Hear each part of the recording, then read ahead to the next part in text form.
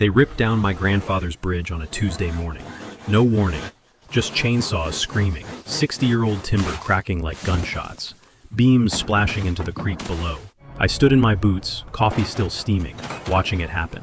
Darlene Fitch, HOA president, arms crossed, didn't even look at me when she said it. It was an eyesore, Garrett. Nobody's gonna miss it. They hauled the beams off like thieves. Thought they owned the place. Dead wrong. Here's what Darlene forgot. I own the only road into their neighborhood. Every single one of those 42 families drives across my land to get home. What would you do when a smug HOA destroys your family's heritage and hands you the keys to shut them down completely? Drop it in the comments. Because what I did next was perfectly legal, absolutely devastating, and long overdue. Let me back up, because this story doesn't start with a bridge. It starts with 47 acres of land in rural Harlan County, Kentucky, and a man named Virgil Crutchfield, my grandfather, who spent 30 years turning a scrub pine hillside into a working homestead. Grandpa Virgil built the farmhouse in 1958.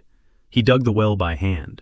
He ran the fence lines himself, post by post, in soil so rocky it would snap a spade.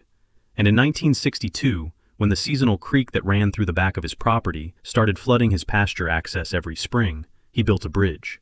Nothing fancy, white oak planks, treated timber supports, steel cable stays, but it was solid as a courthouse, and it connected the back 40 acres of grazing land to the main property road. That bridge was the backbone of the whole operation. I'm Garrett Crutchfield. I'm 53 years old, a retired civil engineer who spent 22 years designing drainage infrastructure for county governments across 3 states. I know what a load-bearing structure looks like. I know what it can handle. And I know that bridge, which I reinforced in 2009 with galvanized steel crossbeams, was rated for a 12,000-pound load, inspected and documented, and had never once failed. Now, here's where the trouble begins. About 6 years ago, a developer named Consolidated Ridge Partners bought the 40 acres directly south of my property and subdivided it into what became the Ridgecrest Estates development. 42 houses, cookie-cutter colonials, all of them backing up to a private access road that the HOA managed, the Ridgecrest Homeowners Association, a name that, in hindsight, should have come with a warning label.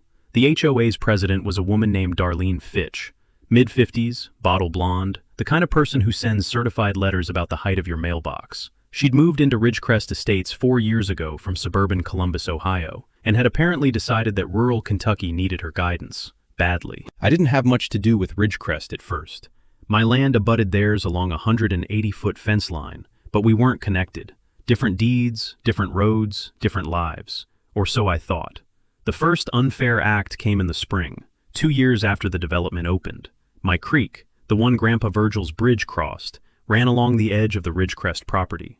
When I applied for a routine county permit to dredge it, Darlene Fitch showed up at the Planning Commission meeting and objected. Said the dredging would alter drainage patterns, affecting Ridgecrest property values. The commission, 2 of whose members I later learned played poker with Darlene's husband, delayed my permit for 14 months. 14 months. To clear silt from a creek my family had managed since before Darlene Fitch's parents were born. I grumbled. I waited. I eventually got my permit and dredged the creek. But I noticed something that spring. The main road into Ridgecrest Estates, the only road, a private lane called Sycamore Ridge Drive, ran along the eastern edge of my property. It was a 10-foot easement, recorded in 1987 as a condition of an older subdivision that had since been absorbed into the Ridgecrest development. The HOA maintained it. Their residents used it every day, and it crossed, at the very bottom of the hill, through a culvert, directly under the corner of my fence line. I filed that detail away. Didn't think much of it yet. Then Darlene Fitch found my bridge. She drove up my access road one afternoon in her white Escalade, the one with the custom Ho-Prez vanity plate. I am not making that up, and told me, standing right there in my gravel driveway with the smell of cut grass and creek mud thick in the air, that my bridge was a visual nuisance and potential liability that could be seen from 2 houses on the southern edge of her community, and that the Ridgecrest HOA was formally requesting I remove it. I told her the bridge was on my property, predated her neighborhood by 60 years, and she was welcome to take her concern somewhere it would be appreciated. She smiled, thin and cold, like the edge of a wet envelope. "We'll see about that," she said. She drove away, and I stood there in the gravel with a bad feeling spreading in my chest, watching her taillights disappear through the pine trees. The certified letter arrived 11 days later. It was printed on Ridgecrest HOA letterhead, a logo featuring a little ridge silhouette, and I swear, a tiny crown above it. and it alleged that my bridge constituted a structural encroachment on HOA adjacent airspace and visual easement corridor. I read that sentence 3 times. Airspace and visual easement corridor. I'd spent 2 decades in civil engineering, and I had never once heard the phrase visual easement corridor used in a legal context, because it is not a real legal term. I called my property attorney, a sharp woman named Cecilia Drummond, who'd handled my grandfather's estate and knew this land's deed history going back to the 1940s. I read the letter to her over the phone. There was a pause. "Garrett," Cecilia said, "that's not a thing." That's what I thought. Ignore it. I ignored it. For about 3 weeks. Then the second letter arrived. This one CC'd to the county zoning board, citing a section of the county's nuisance ordinance that covered structures visible from a public or private roadway that may constitute an eyesore. The HOA was formally requesting a zoning inspection of my bridge. Now, the nuisance ordinance Darlene had dug up was real. It was also written in 1978 to deal with abandoned vehicles and collapsed chicken coops, not functional agricultural bridges. But it gave the county a hook to act, if the zoning officer was sympathetic. And as it turned out, the county zoning officer, a man named Dwight Haas, had a son-in-law who'd recently bought a house in Ridgecrest Estates. Funny how these things work out. Dwight Haas showed up at my property on a Wednesday morning without calling ahead, which is technically allowed for exterior inspections under the county code. I was out on the back 40 when he arrived, but my neighbor Burl Tatham, 68 years old, retired coal company foreman, the kind of man who remembers every vehicle that passes his driveway, watched Haas walk out to the bridge, spend about 4 minutes out there, and write something on his clipboard. The notice arrived that Friday. My bridge had been flagged as a potentially non-compliant structure under County Code 14.7b, and I had 30 days to either apply for a variance or remove it. 30 days. For a 60-year-old bridge on my own land. I felt the heat of genuine anger then, something solid and clarifying, like the crack of cold air when you step outside in January. This wasn't a nuisance complaint. This was a coordinated pressure campaign. I hired Cecilia Drummond full-time on the case and filed for a variance the same day I got the notice. I also formally requested Dwight Haas's inspection notes, his communication logs, and any correspondence between the zoning office and the Ridgecrest HOA under Kentucky's Open Records Act. That's a real law, KRS Chapter 61, and it requires government offices to respond within 5 business days. Takeaway. Open records requests cost nothing and can expose a lot. While we waited on the records, I did something else. I called the Kentucky Heritage Land Conservation Fund because my bridge crossed a registered low-water crossing over a tributary that fed into a creek designated as a warm water aquatic habitat under state environmental guidelines. I asked them, casually, whether the demolition of a 60-year-old low-water crossing on a state-designated habitat tributary would require an environmental impact review. They said yes, almost certainly. I thanked them and filed that away. The variance hearing was set for 6 weeks out. 2 weeks before the hearing, I got the open records documents back. And there, in the zoning office's email logs, was a message from Darlene Fitch to Dwight Haas, sent the morning before his surprise inspection. It read, "Dwight, I think it's time we move on the Crutchfield situation. Let me know when you've had a look." Signed with her name and the HOA email address. Now I had something. But here's where Darlene made her first serious strategic error. Emboldened apparently by the zoning notice, which she must have assumed would send me scrambling to comply, she did something that crossed a line she absolutely could not walk back across. The night before my variance hearing, her HOA work crew showed up at my property at 6 a.m. with a bobcat loader, a chainsaw, and a flatbed trailer. By the time I heard the engine from my bedroom and got my boots on, they had already taken out the cable stays. By the time I got down the hill, they were loading the last beam. My grandfather's bridge, gone. The crew foreman, a kid named Tyler who clearly did not understand what he had been sent to do, handed me a piece of paper. It was an emergency abatement notice, signed by Darlene Fitch in her capacity as HOA president, citing an imminent structural hazard under the same county nuisance ordinance. Here's the thing about emergency abatement. It is a real legal mechanism, but it requires a finding of actual imminent danger by a licensed structural engineer or a government official. Darlene Fitch is neither. She had signed the notice herself. I took a photo of Tyler's face, confused, a little scared, and another of the paper in my hand. Then I called Cecilia Drummond. "They tore it down," I said. A long pause. "Garrett," she said quietly, "they just made this very, very easy for us. Within 48 hours, Cecilia had filed 3 separate legal actions. First, a civil trespass claim against the Ridgecrest HOA and Darlene Fitch personally, supported by photographs, Burl Tatham's eyewitness account, and the abatement notice bearing Darlene's signature.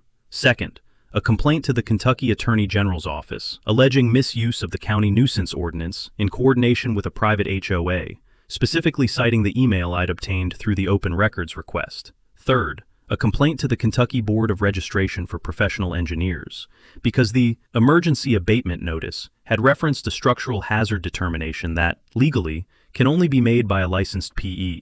Since no licensed PE had signed it, someone had made an unauthorized engineering determination, in writing, under their name. Darlene Fitch, I would later learn, had not consulted an attorney before any of this. But Darlene was not the type to recognize when she was sinking. She was the type to dig faster. The week after the trespass filing, she sent a mass email to all 42 Ridgecrest homeowners. I got a copy because Burl Tatham's daughter owned a house in the development. The email described me as a hostile neighbor attempting to weaponize the legal system against our community. Said I had illegally obstructed county abatement procedures, and, this is the part that really got me, called my bridge a structurally condemned eyesore that posed a flood risk to downstream properties. A structurally condemned eyesore. The bridge Dwight Haas had looked at for 4 minutes. The bridge no licensed engineer had ever assessed. The bridge I had reinforced in 2009 with documentation I still had on file. The smell of her fear was almost sweet, like burnt coffee left on the burner too long. Here's what Darlene didn't know about me, and what she couldn't have known from looking at a rural property in Harlan County. I had spent 22 years writing contracts for county infrastructure. I knew how easements worked. I knew how drainage rights worked. And I had spent the last 2 weeks going over every piece of paper associated with every parcel of land within a quarter mile of my fence line. What I found was this. The access easement for Sycamore Ridge Drive, the road into Ridgecrest Estates, the only road in or out, had been recorded in 1987 as a temporary ingress-egress easement granted by the original landowner of that parcel, a man named Horace Blankenship, to a development company that no longer existed. When Consolidated Ridge Partners purchased the land and developed Ridgecrest Estates, their title company had noted the easement in the deed but had not, critically, updated or re-recorded it under the new development's ownership structure. The easement was a legal artifact attached to a corporation that had been dissolved in 2003. More importantly, the easement ran across what was now my fence line, specifically the southeast corner of my property, through a culvert that I owned and maintained. The culvert was on my land. The road above it was on my land. The 42 families of Ridgecrest Estates used a road every single day that crossed my property on the basis of an easement that was, at best, legally ambiguous. I brought this to Cecilia. She was quiet for a long time. "Do you know what you could do with this?" she asked. "I have some ideas." "You could close that road." "Yes," I said. "I could." I want to be clear about something. I am not a vindictive person by nature. My grandfather was not a vindictive person. We Crutchfields are patient people. We keep our word. We do our work. We don't look for fights. But when someone tears down something your grandfather built with his own hands, something that stood for 60 years, something that meant your family's history and your land's future, you do not simply ask for a refund. You use every tool available to you, legally, methodically, completely. Meanwhile, Darlene had apparently retained an attorney, finally, because we received a response to our trespass filing that argued the bridge had been reasonably abated under emergency public safety provisions, and that any damages were nominal and speculative. Her attorney also submitted an affidavit from Dwight Haas, describing the bridge as visibly deteriorated. Dwight, remember, had spent 4 minutes looking at it from a distance, in the morning, through pine trees. I had the 2009 inspection report from a licensed structural engineer. I had the load rating documentation. I had the maintenance records dating back to 1972. Cecilia filed all of it the next day and formally requested that the court order a post-removal structural inspection of the recovered bridge timbers, which, fortunately, the work crew had left on the flatbed of a Ridgecrest maintenance vehicle parked at the county equipment yard. A licensed engineer came out that week. His report was unambiguous. The bridge had been in sound structural condition at the time of its removal. No deterioration beyond normal weathering. No safety hazard. Dwight Haas's affidavit was now demonstrably false. 2 fronts were open. 2 legal pressure points were building. And I hadn't even played my road card yet. I kept mowing my lawn. I waved to Burl Tatham over the fence. I let things develop at their own pace, the way you let a creek rise. quietly, inevitably, and in the direction gravity has always intended. By the time the trespass case had been active for 6 weeks, the Ridgecrest HOA had spent, by my estimate, somewhere between $15,000 and $20,000 in legal fees.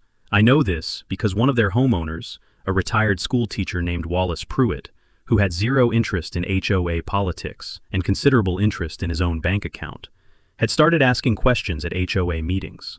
Wallace had been reading the financials. The HOA's reserve fund, which was supposed to cover maintenance and capital expenses for the community, had dropped from $42,000 to about $22,000 in the past year.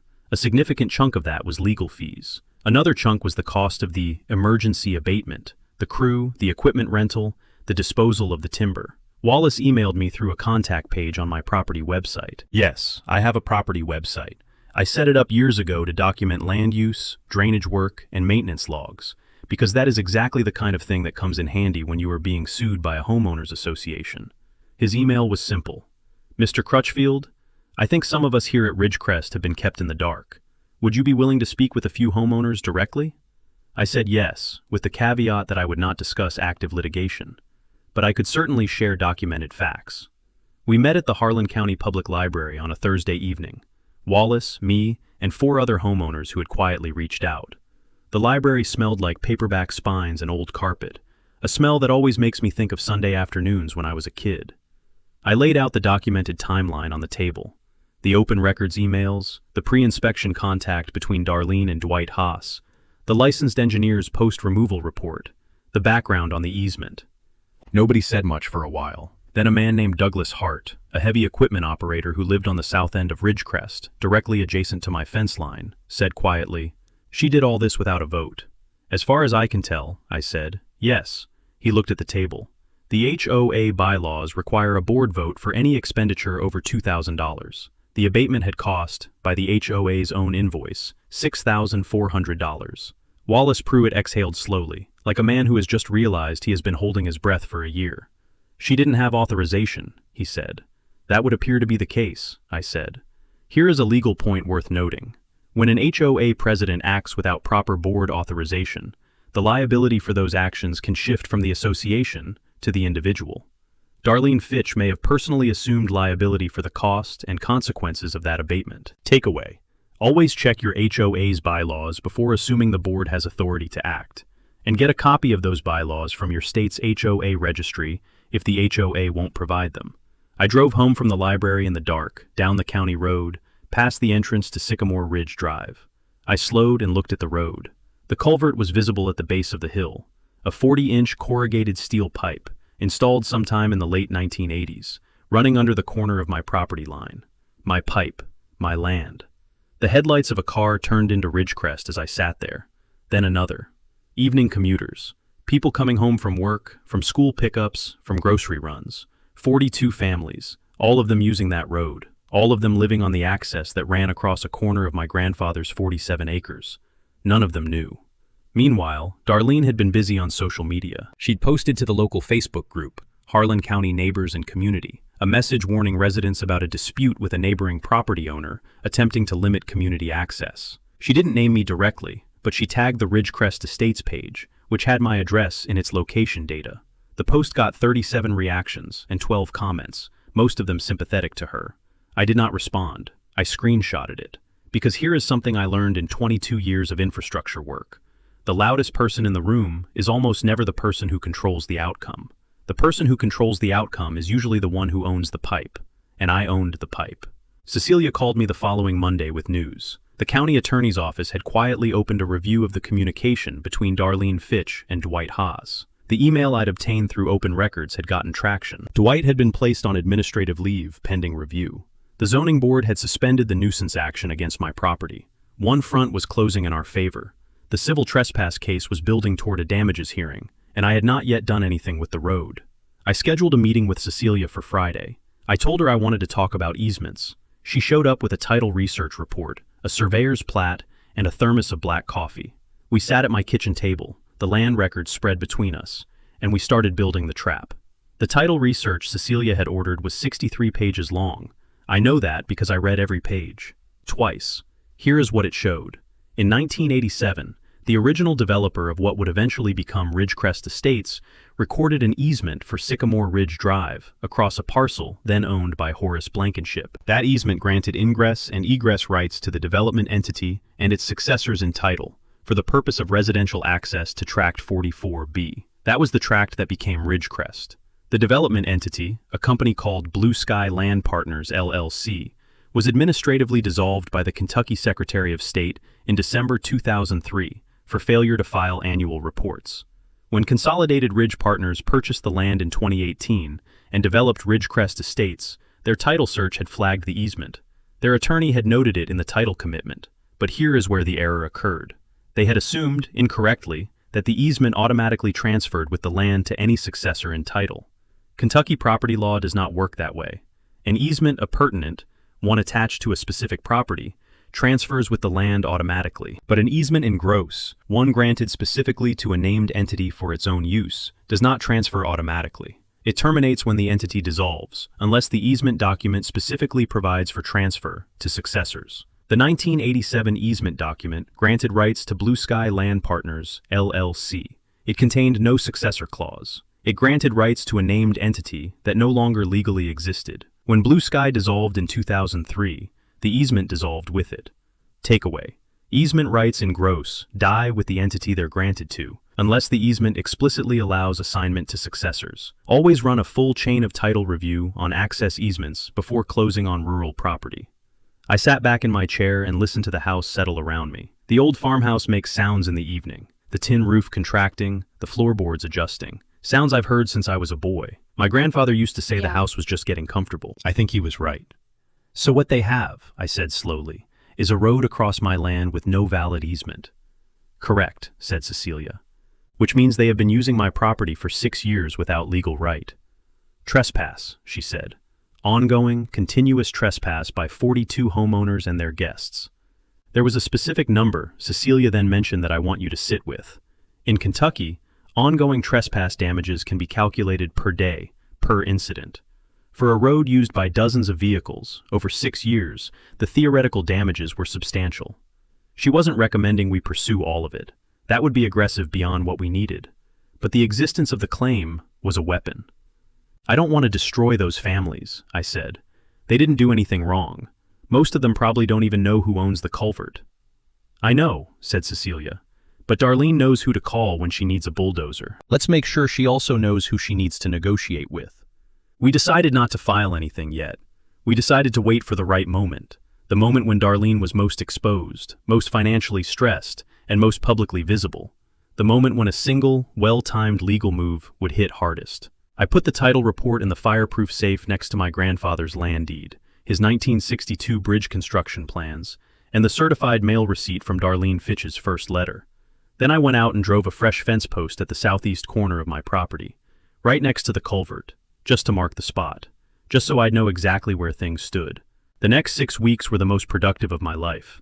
I am a methodical person by training and by nature. I make lists. I work backwards from outcomes. I verify. And what I was building during those 6 weeks was not just a legal case. It was an architecture, a structure designed to hold weight from every direction, so that when the load finally came, nothing could shift. Let me walk you through it, because some of these moves are things anyone can do, and they are worth knowing. First, the physical survey. I hired a licensed land surveyor, a meticulous man named Harmon Peck, who had surveyed this county for 30 years, to conduct a full boundary survey of my southeast corner and produce a stamped plat showing the exact location of the culvert, the easement corridor, and the boundary line. The survey cost $1,200 and took 4 days.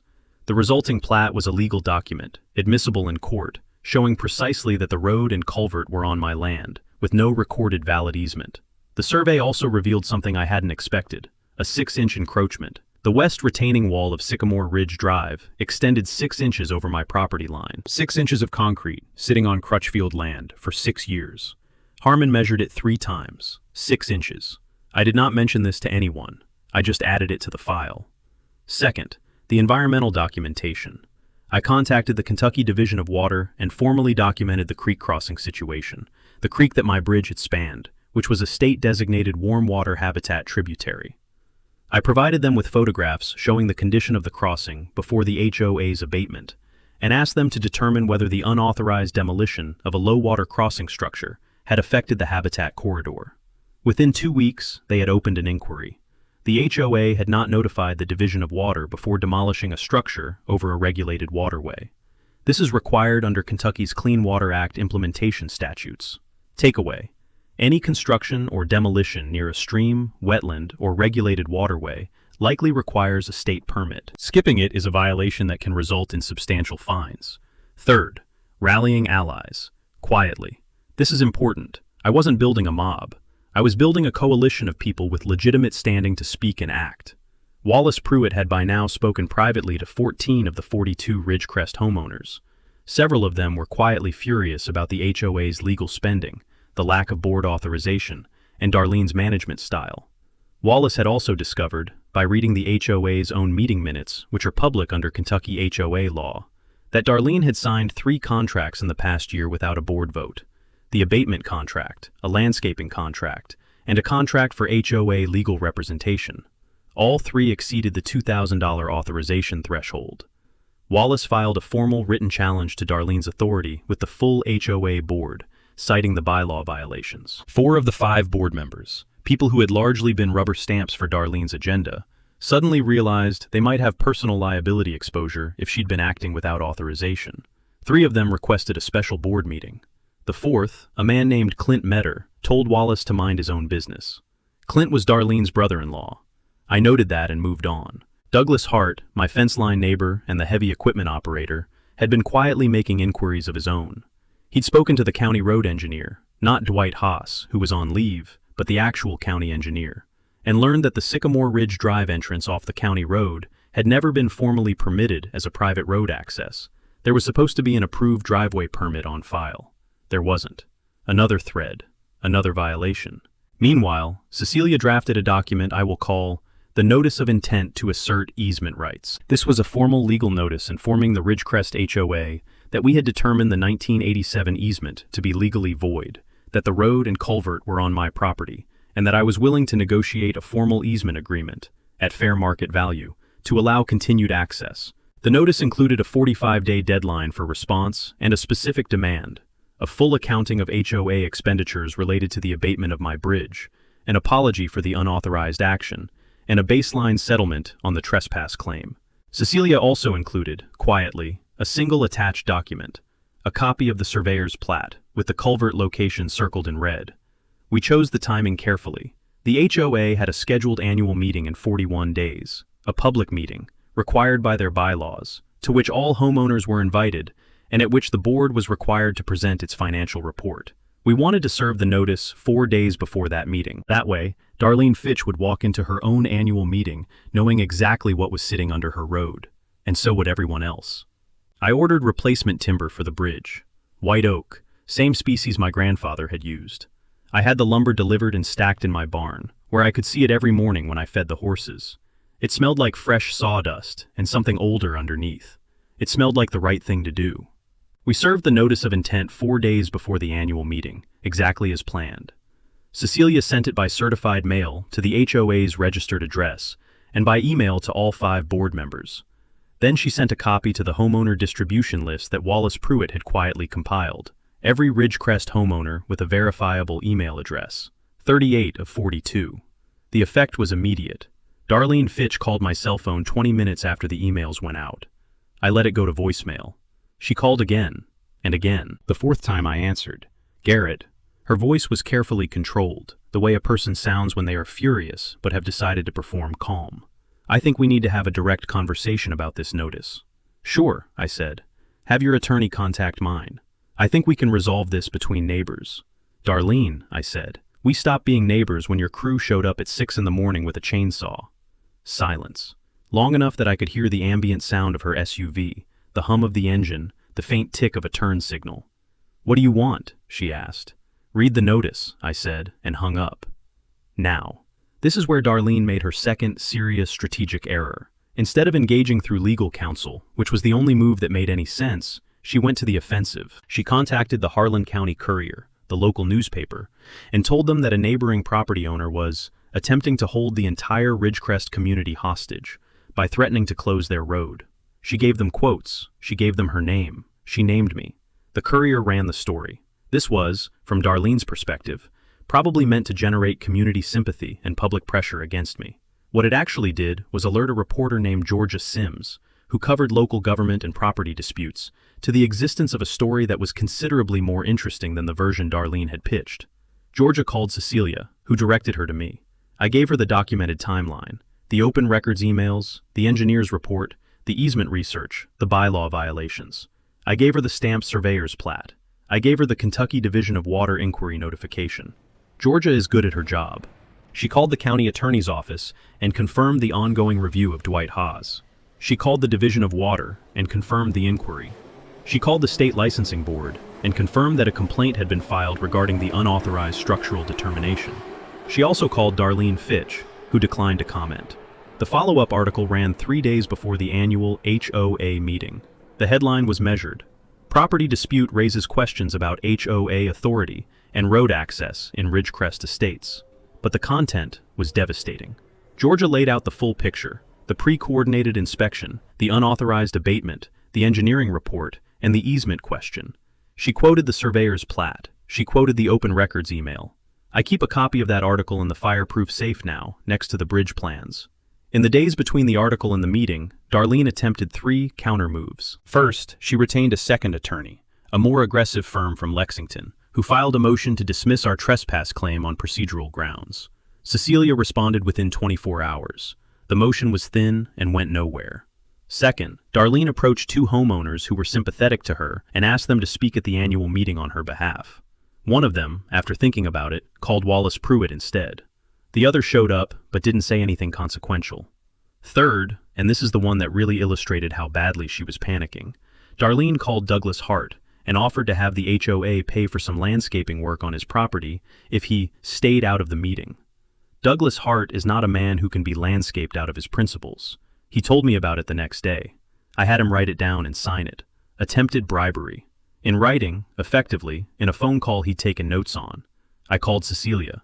Add it to the file, she said. The night before the annual meeting, I sat on my porch and watched the lights of Ridgecrest Estates blinking on, one by one, as families settled in for the evening. 42 houses, 80-some adults, maybe 130, 140 people counting kids. None of this was their fault. They'd bought their homes in good faith. They'd trusted their HOA to manage their community properly. What they hadn't known, what most of them still didn't fully understand, was that the road home ran across a dead easement, a void legal instrument, a ghost, written on paper in 1987, by a company that had been dissolved for 20 years. And I held the only key to making that right.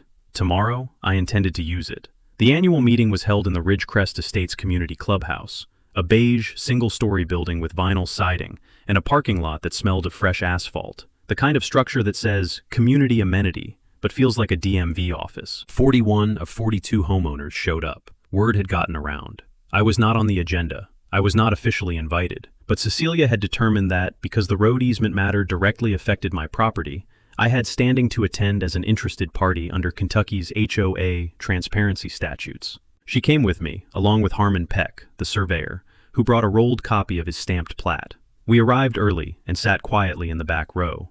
Darlene Fitch walked in 8 minutes late, flanked by her new attorney from Lexington, a man in a suit that was too heavy for the season, and her brother-in-law, Clint Meter. She looked at me when she came through the door. I gave her a small nod. Her jaw tightened like a machine she was trying to hold together with willpower alone. The meeting opened with the financial report. The HOA treasurer, a soft-spoken accountant named Peggy Talbot, who had clearly been dreading this moment for weeks, presented the numbers. The reserve fund was down to $18,000. Legal fees for the past year totaled $26,400. There was a line item for emergency property abatement of $6,400. Wallace Pruitt asked for the floor. The meeting chair, nervous, looking back and forth between Wallace and Darlene, gave it to him. "Can the board please clarify," Wallace said, "which board vote authorized the emergency abatement expenditure of $6,400? Silence. "The bylaws require a board vote for expenditures over $2,000, Wallace continued, his voice patient and even, like a teacher who has done this before. "I have reviewed the meeting minutes for the past 18 months. I see no vote authorizing this expenditure." Darlene leaned forward. "Emergency actions don't require a vote under what provision?" Wallace asked. Another silence. Darlene looked at her attorney. He leaned over and said something in her ear. She straightened. "We will provide a full accounting," she said, "in writing, within 30 days. "I'd like to move," said a woman in the third row. I later learned her name was Frances Overton, a retired nurse who had been quietly communicating with Wallace for weeks. That the board table all discretionary expenditures pending an independent financial review. It was seconded immediately by Douglas Hart. The vote was 29-7 in favor. Darlene's face went through several emotions in quick succession, none of them pleasant. Then Cecilia stood up. She introduced herself calmly. She explained, in plain language, the easement research and its conclusions. She did not dramatize. She used the language of real estate law, translated into plain English. The 1987 easement had been granted to a named entity that was dissolved, contained no successor clause, and had lapsed under Kentucky law. The road into Ridgecrest Estates crossed my property on a void legal instrument. She then invited Harmon Peck to unroll the surveyor's plat, which he spread across the folding table at the front of the room. You could have heard the asphalt cooling outside. "This is not intended as a threat to this community," Cecilia said clearly. "My client has no interest in harming the residents of Ridgecrest Estates. What he is offering is this: a formal, properly recorded easement agreement at fair market value, which will permanently secure your road access in a legally defensible way. This is the resolution every homeowner in this room actually needs. The question is whether the current board leadership is capable of delivering it." She sat down. Darlene Fitch stood up. Her voice, for the first time, had a tremor in it. Not quite fear, but the precursor to it. The note you hear in a structure just before the load exceeds the limit. This is a negotiating tactic. "Darlene," Douglas Hart's voice was quiet, but absolute. "Sit down." And she did, because 29 homeowners had just voted against her in her own meeting room, and the newspaper article was sitting in everyone's pocket, and the man whose grandfather built the bridge was in the back row with a surveyor and a property attorney and a fireproof safe full of documentation. Frances Overton moved to form an ad hoc homeowner committee to negotiate directly with my attorney regarding the easement. Passed, 31-6. Darlene Fitch voted no. Her brother-in-law voted no. The 4 others were people she'd appointed to committee positions. After the meeting, in the parking lot, the air was cold and smelled like car exhaust and pine. Wallace Pruitt walked over to me and shook my hand. He didn't say anything for a moment. Then, "I'm sorry about your bridge, Garrett." "Thank you, Wallace. I think we can fix this." "I know we can," I said. The 30 days after that meeting were busy in a different way than the months before. Before, everything had been underground. Legal filings, surveyor visits, quiet library meetings. Now things were moving in daylight. The ad hoc homeowner committee, led by Wallace Pruitt, Douglas Hart, and Frances Overton, retained their own attorney, separate from the HOA's counsel, to represent the homeowners' interests in the easement negotiation. This is a thing people don't know HOA homeowners can do. When a board's actions create a conflict of interest with the homeowners they represent, individual homeowners can petition for independent representation. Cecilia had anticipated this and actually provided Wallace with the relevant statute. Takeaway: HOA homeowners have more legal rights than most of them know. Check your state's HOA statutes. They are publicly available and often quite protective of individual owners. The negotiation took 12 days. My demands were straightforward: a properly recorded easement in perpetuity, granting access rights to the Ridgecrest homeowners along the Sycamore Ridge Drive corridor, an easement fee of $22,000, payable to me, reflecting fair market value for a permanent easement across my land. Replacement of my bridge at the HOA's cost, using materials and specifications I approved. Full settlement of the trespass claim at $14,000. And a public written apology from Darlene Fitch, issued to the Ridgecrest community and to the Harlan County Courier. The committee accepted within a week. The HOA's Lexington attorney tried to negotiate the bridge replacement out of the package. The committee overruled him. Darlene Fitch resigned from the HOA presidency on a Thursday afternoon. She sent a brief email to the board saying she was stepping back for personal reasons. Wallace forwarded it to me. I read it standing at the kitchen window, looking out at the barn where the white oak timber was still stacked and waiting. But the story didn't end there, because Dwight Haas was not the only domino that was still falling. The county attorney's office completed their review of the open records emails and concluded that there had been an improper coordination between Darlene Fitch and a county employee to initiate enforcement action against my property. Dwight Haas resigned before he could be terminated. The county settled a separate claim, a relatively modest one brought on Cecilia's advice, related to the improper zoning notice for $8,000. The Kentucky Division of Water assessed the Ridgecrest HOA a fine for demolishing a structure over a regulated waterway without a permit. The fine was $11,000. The state licensing board reviewed the complaint regarding the unauthorized structural determination and sent a formal warning letter to Darlene Fitch. She had signed the abatement notice in a quasi-official capacity, advising her that further instances of misrepresenting structural assessments could constitute unlicensed professional practice under Kentucky law. Now, the moment I want to paint for you, the moment that people in this county still talk about. Georgia Sims at the Harlan County Courier had been following the whole arc. She asked me if she could be present when the first beam of the new bridge went in. I said yes. She came out on a Saturday in early October with a photographer, a 22-year-old kid named Miles, who couldn't have been more interested if it was a championship game. And she stood at the edge of the creek bank while Douglas Hart operated the small crane we'd rented, and Burl Tatham's son Donnie guided the first white oak beam into place, and I drove the first bolt myself, with a hand impact wrench, into the galvanized bracket I'd engineered for the new crossing. The bolt went in with a sound like a single, final punctuation mark. Solid. Deep. Done. Miles took the photo at exactly that moment. Me in my work vest, one knee on the beam, wrench in hand, the creek visible below, the October light doing something golden and specific on the white oak. It ran on the front page of the Courier the following Thursday. Wallace Pruitt drove out and stood at the top of my driveway and watched the last beam go in. He had a thermos of coffee. He didn't say much. He just nodded. At the bottom of the hill, where the culvert ran under the corner of my fence line, where Sycamore Ridge Drive crossed my land, there was now a properly recorded easement, stamped and filed at the Harlan County Clerk's office, granting the residents of Ridgecrest Estates legal, permanent access to their homes. I had not closed the road. I had not evicted 42 families. I had not burned anything down. I had simply waited until the moment when having the power was sufficient, when using it wasn't necessary. The bridge was better than the original. I'm not going to pretend otherwise. Grandpa Virgil's bridge was a great bridge, but this one has a galvanized steel frame, pressure-treated white oak decking, and a load rating of 18,000 pounds. I had the documentation laminated and bolted to the western rail, visible from the path. Darlene Fitch passed my property in her Escalade once, about 2 weeks after the bridge went in. I was out by the fence, and I watched her slow down as she went by. She didn't stop. She didn't wave. The HOA PREZ plate was gone. Here's where we land. The settlement totaled $66,000 net in my favor. Easement fee, bridge replacement cost, trespass settlement, and the county claim. Legal fees consumed a significant portion of that, but the bridge was rebuilt. The land was documented. The easements were recorded. Everything my grandfather left me was intact, legally bulletproof, and better documented than it had ever been. More importantly, the 42 families of Ridgecrest Estates now have a properly recorded road easement. Before this, they were living on a legal ghost. They had bought homes and assumed they had road access, but the instrument securing that access was void.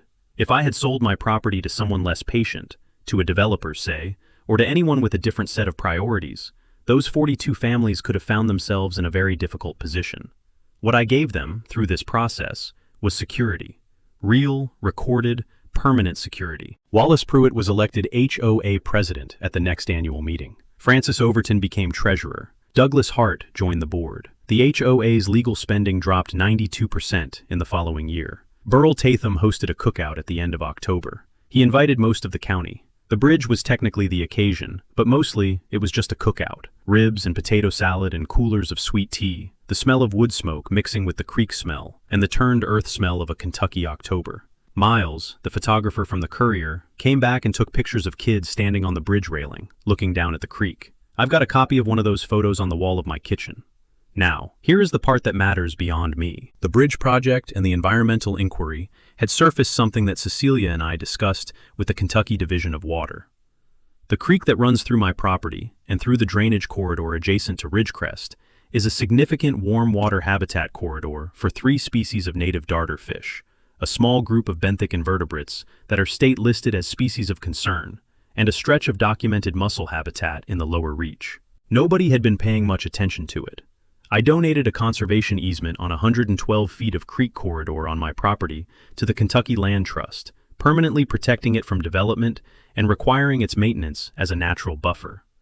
The Division of Water matched it with a small grant for riparian buffer restoration, native plantings along the bank, removal of an old tire pile someone had dumped in the upper reach sometime in the 90s. I also set up a small scholarship fund, the Virgil Crutchfield Memorial Scholarship, through the Harlan County Community Foundation, funded by a portion of the settlement. It awards $500 per year to a Harlan County high school student pursuing a degree in civil engineering, environmental science, or land management. It's not a big number, but it's a real one. And it's named for a man who built a bridge by hand in 1962 because he needed a bridge and knew how to build one. I think you would have liked that. Every few weeks now, Douglas Hart waves to me across the fence line. We've had coffee twice. He's a good man. Most of those Ridgecrest families are good people. They just got sold a development by a company that didn't check its easements, and then got unlucky with their HOA president. None of that was their fault, and all of it is now fixed. One last thing. People ask me, did I enjoy it? Did it feel good when Darlene Fitch's vanity plate disappeared? When Dwight Haas resigned? When the HOA's attorney ran out of angles? Honest answer. It felt like setting down something heavy. Not like winning, like finishing. The bridge is there now. The creek runs under it, the same as it always has. The darters are still in the deep hole below the south bank. The white oak smells like the barn did when my grandfather kept horses there. Play stupid games. Tear down a 60-year-old bridge on a Tuesday morning without checking who owns the pipe. And eventually, the creek finds its level. It always does. You know what nobody tells you about winning? It doesn't feel like the movies. No music, no slow clap, just you standing at a creek, watching new white oak beams go into where the old ones used to be, and thinking about how much time you burned on something that never should have happened. Trevor didn't set out to trap anybody. Darlene handed him the leverage herself. No licensed engineer, no board vote, no paper that could hold up in court. But the authority moves fast. It doesn't double check. It assumes the other guy won't either. That's always the mistake. The road was his the whole time. The easements had been legally dead since 2003. Dissolved with a company nobody bothered to look up. Why 42 families drove over his land every single day, assuming somebody had checked. Nobody had, until Gary did. $66,000 later, the bridge is back. The easement is recorded, and Darlene Fitch, HOA Bridge, fantasy plate is gone. Have you ever actually read the record easement on your own property?